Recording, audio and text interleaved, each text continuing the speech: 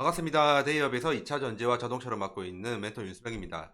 이번에 할 종목은 성호전자이고요. 미중 무역 분쟁의 반사이익만 있는 것이 아니다라고 말씀을 드리고 싶어요. 저번에는 금리 인하 그리고 미중 무역 분쟁 반사이익으로 오늘 그 당시에 주가가 올랐다 그렇게 말씀을 드렸었거든요.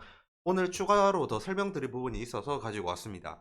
전기차 충전기 시장 쪽으로 집중을 해야 되는 게 첫 번째고요. 그리고 두 번째는 인도 이륜 전기차 충전 업계 1위 자회사를 가지고 있습니다. 이 부분에 대해서 오늘 좀 자세히 살펴보는 시간 가지도록 하겠습니다. 우선은 제가 저번에 말씀드렸던 내용을 좀 잠시 요약을 하고 넘어가도록 할게요. 왜냐하면 오늘 처음 들으시는 분들이 있으니까요. 앞전 영상에 제가 이 기사를 가지고 오면서 여러분들에게 말씀드렸던 게 미국이 중국을 향해서 전기차 100% 그리고 반도체 쪽으로 50% 배터리 쪽으로 25% 이렇게 폭탄 관세를 매긴다고 했습니다. 이에 대한 반사 이익으로 이제 성호전자의 주가가 오른 부분이 있다라고 말씀을 드렸고요. 왜냐하면 성호전자 같은 경우에는 전력 반도체 쪽도 적용을 하지만 2차 전지 쪽으로 하면 어댑터, 전기차 충전 전기차 충전의 부품으로 들어간다고 말씀을 드렸습니다. 그래가지고 현재 전기차 완성차를 제외하고는 전기차 부품 그리고 전기차 연결되는 그 재료까지 다 합치면 그 전기차의 생태계는 중국 회사가 다 잡고 있거든요. 그렇기 때문에 이에 대한 반사 이익으로 성호전자가 주식이 오를 확률이 높다라고 말씀을 드렸었고 지금 계속 상승 모멘텀을 타고 있죠. 그리고 거기에 대해서 이제 5월 14일에서 5월 17일 사이에 보면 당시에 PI 지수가 좀 둔화되는 느낌이 있어서 금리 인하의 기대감이 높아지는 상태였기 때문에 이에 따라서 성호전자의 주가가 더 높아지는 그런 상황이었습니다. 하지만 CPI 지수는 그 말 그대로 둔화였고 금리 인하적인 측면에서는 기대감이 없다. 지금 그리 돼버렸죠. 그러한 부분 때문에 금요일 같은 경우에는 프리미엄 좀 약간 내놓았고요. 시장이 반납한 부분이 그리 크지는 않았습니다. 하지만 미중 무역 분쟁에 따라서 향후 미국이 중국을 견제해주면 성호전자 입장에서는 굉장히 큰 메리트를 가질 수 있는 부분이 있고요. 그렇기 때문에 미국처럼 중국을 견제하고 있는 인도 시장에서의 성호전자 자회사의 활동을 좀 볼 필요가 있다고 생각을 합니다. 우선은 성호전자의 자회사 인도 자회사 종속회사는 아닌데요. 종속회사라고 해야 되는 건가? 네, 어쨌든 인도 자회사 쪽 한번 알아보는 시간 가지도록 하겠습니다. 성호전자의 인도 이륜 전기차 충전 등급 영업이익이 13배 증가를 했고 대량 양산 준비를 돌입을 했다라는 내용이죠. 2024년 3월 25일 날 나온 기사입니다. 그런데 가지고 온 이유는 인도 시장이 그만큼 중요해서 가지고 온 거고요. 기사를 읽어볼 건데 지금 화면이 좀 작죠? 확대해 보겠습니다. 이 정도면 좀 보이시겠죠? 아니요. 성호전자의 신사업 성장세가 매섭다. 현대자동차 3천억을 투자한 올라그룹과 그리고 장기 공급 계약을 한 인도 자회사가 이륜 전기차 충전업계 1위로 올라서고 거기에 더해서 하나솔루션의 태양광 인버터용 콘덴서를 단독 공급하게 되었다. 이건 초반부터 두 개가 나왔죠. 하나는 전기차 충전 업계로 에서 1등으로 올라간 부분이 있고요. 그리고 한화솔루션의 태양광 인버터용 콘덴서를 단독 공급한다고 합니다. 지난해 하반기부터는 SK 시그넷에 전기차 모듈도 공급을 시작했고요. 그리고 영업이익이 전년 대비 13배 늘어났다고 합니다. 이 부분 좀 잠시만 짚고 넘어갈게요. 우선은 하나솔루션에도 공급이 단독이 되었고 그리고 인도에서는 1등하고 있고 거기에 그 이전에는 SK 시그넷의 전기차 모듈도 공급을 했다고 하잖아요. 그리고 영업 여기까지 좋아요. 예, 정말 좋고요. 좋은 기사고요. 영업이익이 전년 대비 13배 늘어났다고 하는데 이 기사가 좀 잘못됐더라고요. 전년 대비가 아니라 전분기 대비가 한번 확인해 볼게요. 영업이익만 이제 비교를 하면 이제 2023년 9월부터 봤었을 때 13배는 맞거든요. 봐도 맞죠? 근데 전년도로 하고 하면 2022년 12월로 봐야 됩니다. 그러면 한 3배 정도예요. 기사분이 잠시 헷갈리신 것 같고요. 재무제표 본 김에 이제 성장성이나 수익성은 검토하고 가도록 하겠습니다. 여기가 2022년도고요. 그리고 2023년도입니다. 분기별로 이제 나눠진 거고요.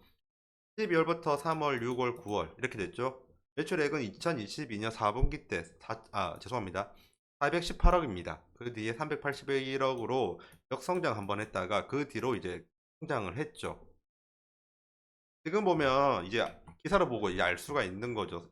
2023년 2분기와 3분기에 매출이 극대화하게 된 이유는 바로 방금 봤던 기사인 SK 시그넷의 전기차 모듈 공급을 해서입니다. 다시 재무제표 잠시만 볼게요. 지금 SK 시그넷의 전기차 모듈을 공급함으로 인해서 이렇게 매출액이 늘었고, 그리고 영업이익도 보다 더 개선이 되었죠. 그런데 여기에 더해서 이제 하나솔루션의 태양광 인버터형 콘덴서도 단독 공급하고요. 그리고 인도 자회사 이륜 전기차 충전업계 1위는 원래 있었던 거 아니네요. 예. 이 부분이 이제 추가로 들어간다. 이게 좀 중요한 것 같아요. 거기에 추가로 더 있습니다. 방금 전에 SK 쪽으로 이제 수소 충전기에 관련된 모듈을 공급한다고 말을 했잖아요. 근데 여기 더해가지고 후공정까지 담당하게 되는데 이 후공정에 대한 생산 준비를 위해서 지금 베트남 쪽으로 부지를 확보하고 물동량과 시설 등 최종적인 검토 단계라고 2024년 3월 기준으로 말을 했거든요. 그러면 이 부분이 이제 검토 끝나고 베트남 공장이 만든 다음에 SK에 추가적으로 납품을 하게 되면 보다 많은 매출액이랑 그리고 보다 나은 수익성이 창출될 확률이 높습니다. 이러한 전기차 충전 시장이 현재 멈추지 않고 2022년 6천억에서 2030년 6조 3천억까지 한 10배 이상 성장할 여력이 큰 회사고요. 지금 2024년도, 2023년도의 시장 규모는 안 나왔습니다. 하지만 2030년도까지 본다고 하면 지금보다 더 수익성 부분이라든지 매출액 부분이 더 커질 것으로 보입니다. 마지막으로 성호전자 인도 이륜 전기차 충전기 자회사 아이팩이라고 있는데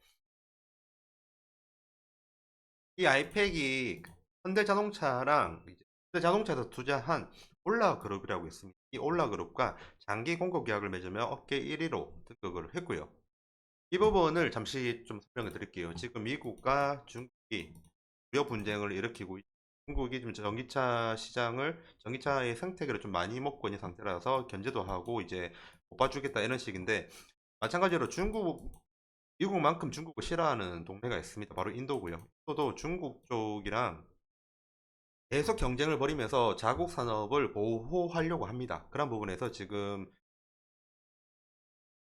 전기차 시장의 발전을 위해서 국가에서 나서서 정부 보조금 등 현재 지불하고 있는 상태고요. 그런 상태에서 성호전자의 인도 자회사가 올라그룹이라는 전기 충전기 중에서도 이륜 전기차 충전기로 유명한 올라그룹이랑 이제 장기 공급 계약을 맺으면서 미래가 좀 밝아진 부분이 있습니다.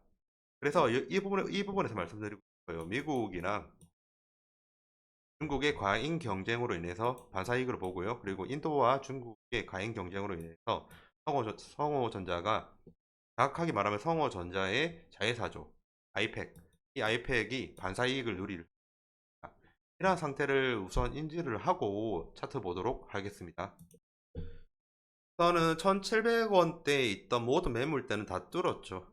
그 매물대가 여기 몰려 있었는데 지금 거래량을 보면 거의 대부분 다 이제 뚫었다 보면 되고요.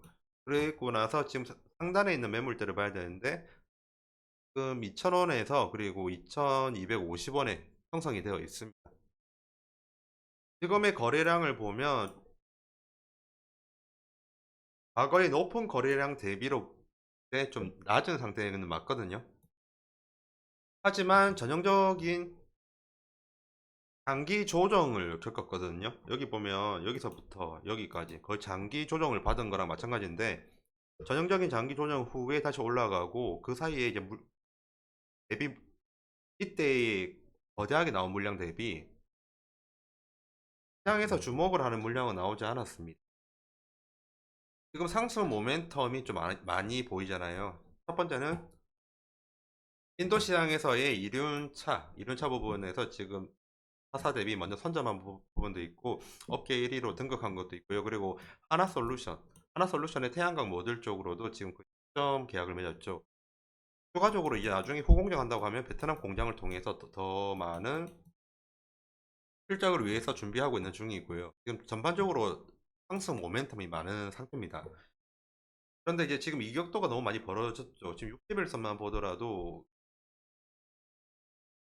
60일선과 격차가 너무 심하고요. 그리고 121선과의 격차는 더 심합니다. 보통 기술적 분석을 하실 때 이격도 가열 현상이 일어나면 한번 기술적으로 조정을 받는 경우가 많이 봤잖아요. 앞에 보았었을 때도 121선과 이격도가 많이 벌어졌었을 때 조정을 좀 많이 받았습니다. 지금 분명히 상승 모멘텀이 많다. 그리고 상승 모멘텀이 확실하다는 것밖에 없어요. 하지만 기술적인 부분에서도 리스크는 분명 존재하거든요. 기억도 가요로 인해서 한번 조정을 받을 수 있는 부분은 한번 염두하시는 게 좋을 것 같습니다. 지금까지 데이업에서 2차 전지와 자동차를 맡고 있는 멘토 윤수명입니다. 감사합니다.